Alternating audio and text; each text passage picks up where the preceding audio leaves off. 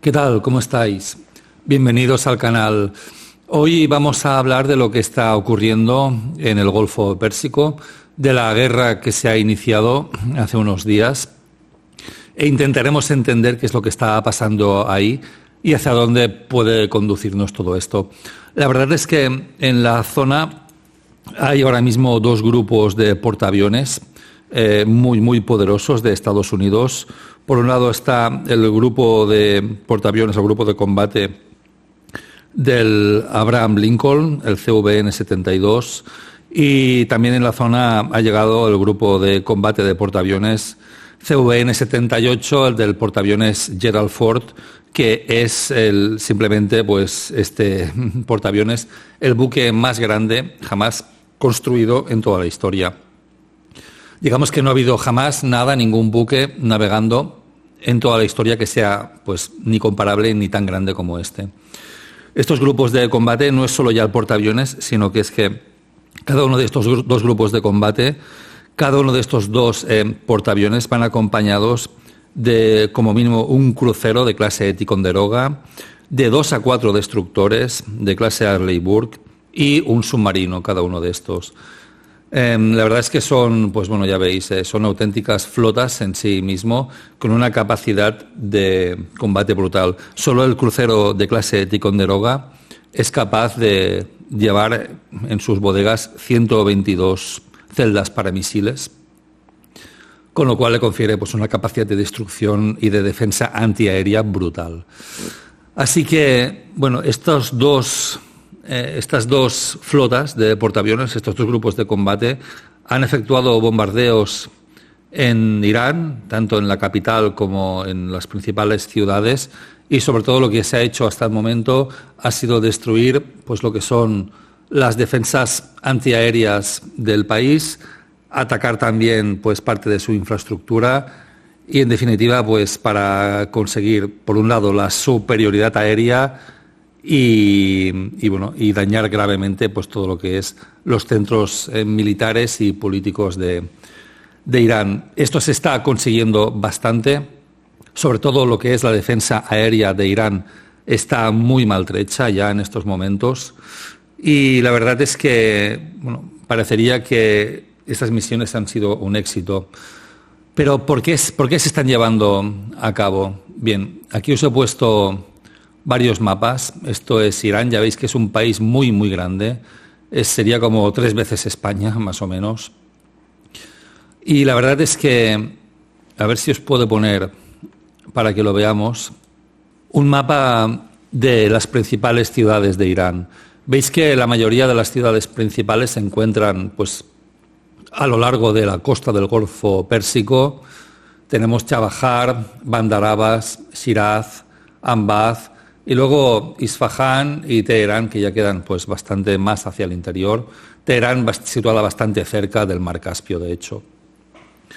Bien, los bombardeos se han desarrollado o han tenido lugar cerca de, sobre todo en Teherán y estas principales ciudades. Ahora os voy a poner un mapa de lo que serían los principales yacimientos de petróleo del Golfo Pérsico, ya que, ¿qué es lo que busca Estados Unidos con todo este despliegue militar? Bien, por un lado, aquí veis los principales yacimientos de petróleo de Irán. Los tenéis aquí en colorcito gris. Son estos yacimientos que veis aquí: Naft Shahar, Delurán, Darjovin, Parsi, Igaxarán y Dorhut. Estos veis que se sitúan relativamente cerca del Golfo Pérsico. Pero es que luego, en el mismo Golfo Pérsico, hay varios yacimientos más en el mar. Son estos que veis aquí, 4 yacimientos de petróleo más: Nouruz, Abu Zar, Espendanjar o Freidón. Disculpadme por la pronunciación, ¿de acuerdo? Así que veis que en el mismo Golfo Pérsico tenemos más yacimientos de petróleo. Y si os fijáis, aquí hay un puntito negro que pone Kark. Esta es la isla de Kark, es una isla muy pequeñita, pero que tiene una función esencial, y es que, por un lado, recibe vía oleoducto todos, lo que son el petróleo procedente de estos yacimientos petrolíferos situados en el mar, y por otro lado también recibe vía oleoducto pues gran parte del petróleo de los yacimientos que se hallan en tierra firme. Así que la isla de Kark recibe pues la mayor parte del petróleo que se produce en Irán. Y luego este petróleo es cargado en barcos y se va del Golfo Pérsico, se va en dirección a la salida del Golfo Pérsico y hacia el mar Arábigo. La verdad es que este petróleo se consume principalmente por parte de China y de Japón, o sea, se va fundamentalmente a Asia. Es un petróleo que raramente va a Europa o a Estados Unidos. Es un petróleo que, como ya os digo, fundamentalmente se consume en China. Así que, digamos que podemos empezar a entrever un gran perdedor de toda esta operación, y este principal perdedor pues es China, porque va a ver como pues principalmente todo su suministro de petróleo que viene de la isla de Kark, el petróleo iraní, pues se va a ver muy interrumpido. Así que, por un lado, ya estamos viendo que esto puede tener que ver con el control de la salida de petróleo hacia Asia, es decir, esta operación que puede estar buscando Estados Unidos aquí, fundamentalmente puede ser controlar el flujo de petróleo por el Golfo Pérsico, y ya veis que es un flujo de petróleo que de salida, fundamentalmente, de salida hacia Asia. Y si Estados Unidos es quien controla todo este estrecho de Omán y lo que es el Golfo Pérsico, pues va a ser Estados Unidos quien controle básicamente el precio al cual China compra el petróleo. Fijaos que aquí ya podemos empezar a ver un principal objetivo que estaría buscando Estados Unidos. Sin embargo, pese a que Estados Unidos tiene dos grupos de combate muy, muy potentes, como ya hemos visto, y que es posible que un tercer grupo de combate de portaaviones se aproxime a la zona en los próximos días, el del George Bush, CVN-77, Carrier Vessel Nuclear 77, es decir, que podríamos estar viendo ya hasta un tercer grupo de combate de portaaviones en la zona, pese a que dispone, de estos grupos de combate de portaaviones que son brutales. La verdad es que la situación allí no está nada clara, porque, es verdad, Estados Unidos está controlando ya efectivamente pues lo que es, básicamente, empieza a controlar ya el espacio aéreo, ha destruido gran parte de la capacidad antiaérea de Irán, pero aquí el principal defecto que me parece a mí que tiene este plan es que estos grupos de combate de portaaviones son efectivamente muy poderosos, pero no te garantizan el control de un país por sí. Es decir, que Estados Unidos está bombardeando Irán y está destruyendo todas las defensas antiaéreas. También ha destruido, pues posiblemente, gran parte de su capacidad de lanzamiento de misiles balísticos, aunque los tiene muy distribuidos y seguro que todavía tienen grupos de lanzamiento de misiles. Pero el principal defecto de esta operación, yo creo que es que no ha dispuesto ningún grupo terrestre de momento. Es decir, que no vemos tropas sobre el terreno y en los próximos días creo que no las vamos a ver porque, por un lado, es necesaria una logística preparatoria muy larga. Estados Unidos está acostumbrado a...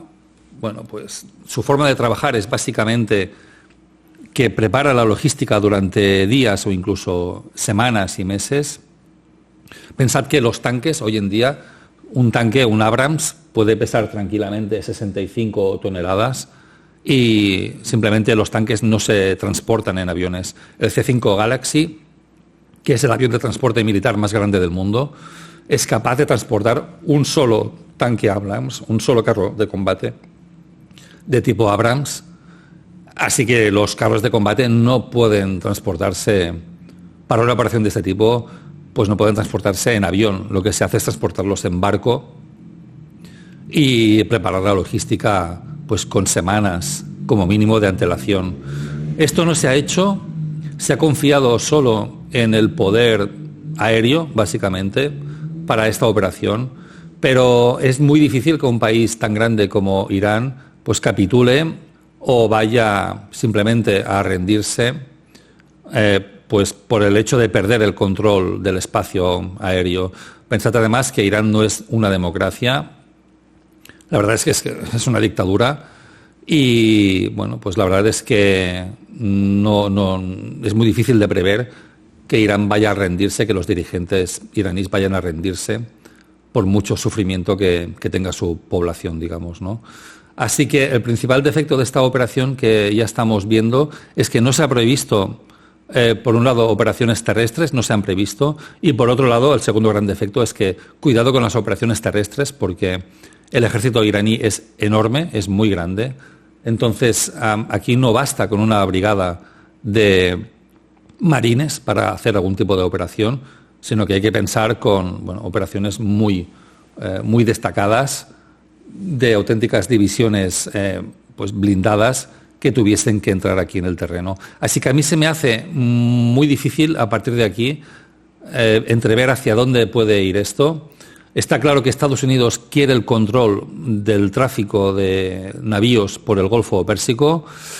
El control, de momento, es difícil también que lo tenga, porque pese a que puede tener una superioridad naval aplastante, es difícil que las navieras, que las navieras griegas y la gente que está operando con petroleros en esa zona, pues es difícil que se fíen de navegar por ahí.